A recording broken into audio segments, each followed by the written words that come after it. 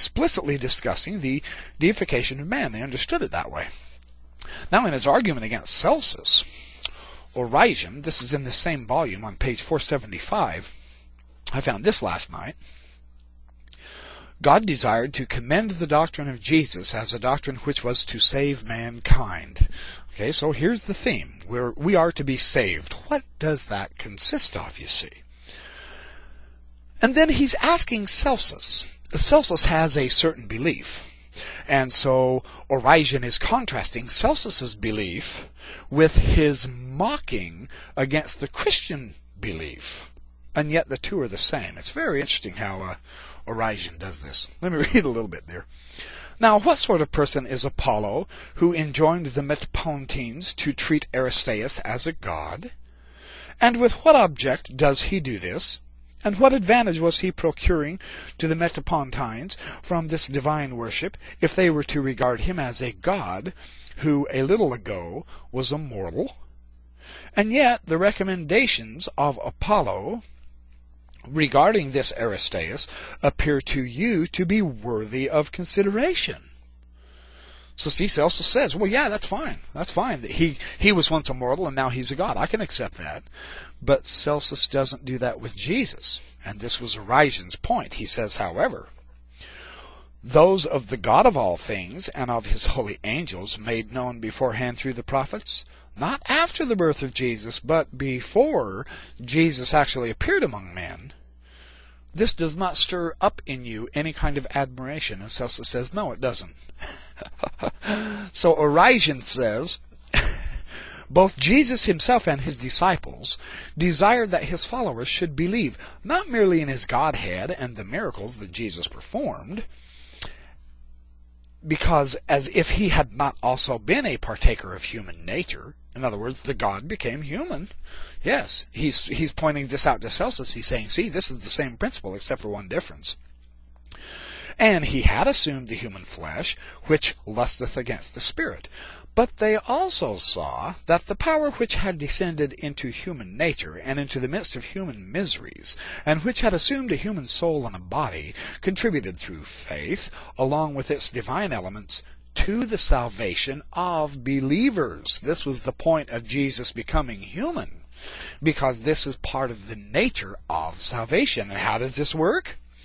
When they see that from him there began the union of the divine with the human nature, in order that the human, by communion with the divine, might rise to be divine, not in Jesus alone, but in all those who not only believe, but enter upon the life which Jesus taught, and which elevates to friendship with God and communion with him everyone who lives according to the precepts of Jesus.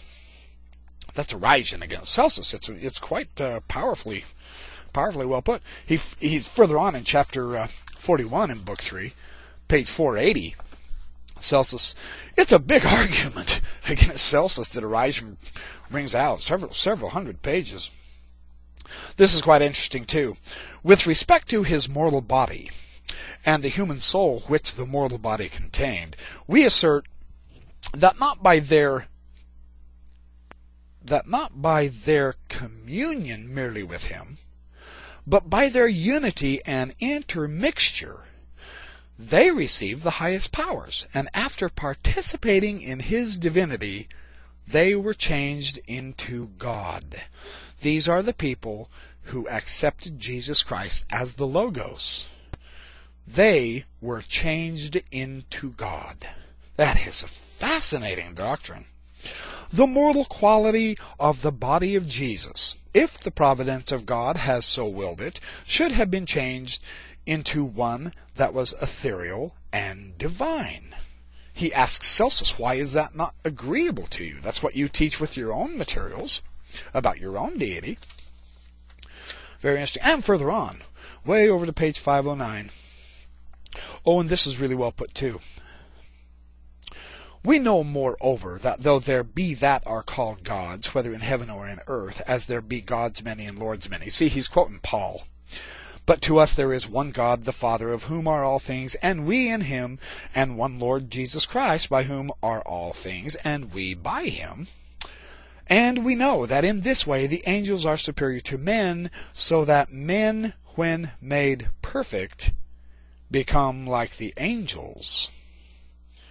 Lastly, because it doth not yet appear what we shall be, but we know that when he shall appear, we shall be like God, and shall see him as he is. Origen is teaching Celsus it is a step-by-step progression from mankind to the divine aspect of angels, all the way up to becoming God, by enjoying the unity, the communion, and the precepts and the law of God.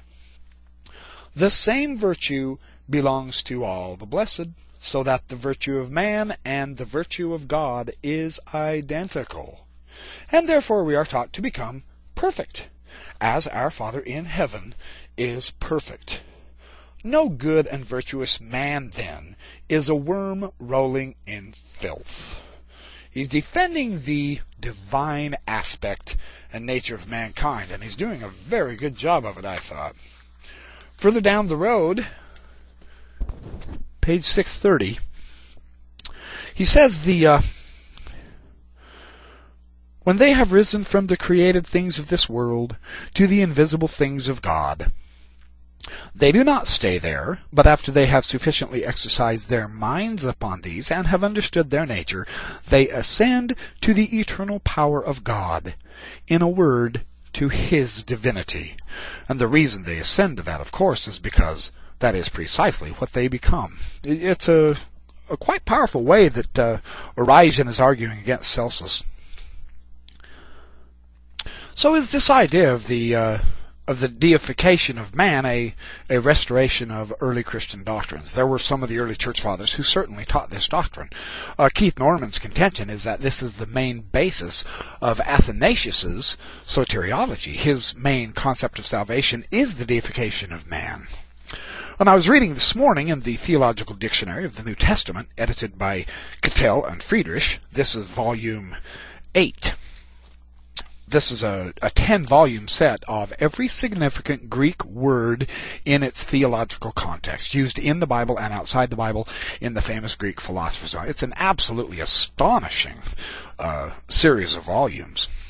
On page 68 of volume 8, perfect, the idea of teleos, to be perfect, is in the stages of learning. There's a beginning, advance, and maturity, according to Philo. Aristotle defines perfect is that beyond which there is no further advance in excellence or quality in its genus, which lacks nothing of its own excellence. This is the goal of Athanasian soteriology, according to Keith Norman. It's very interesting.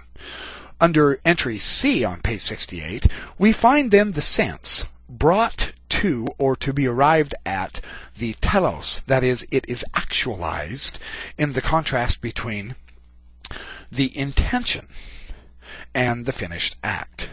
Biologically, it can mean full-grown, mature, something that is actually accomplished, actualized. The Corpus Hermeticum, I'm on page 69 now, the Corpus Hermeticum says the teloi anthropoi, having become full men.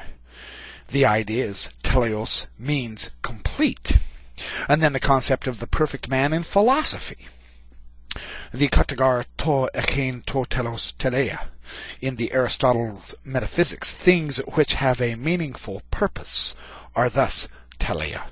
Very interesting. For Plato, the telos anthropos is he who has attained the pronesis, the firm and true views, the insight and the philosophical knowledge, and the good that these things can carry with them. The man who, by recollection of what he once saw in God's proximity, presses on the world of ideas, and thus reaches up to true being, he alone is teleos, according to Plato, for the soul was truly teleia before it acquired an earthly body. The idea is self-sufficiency and most perfect God. This includes the idea of completeness. Then on page 70,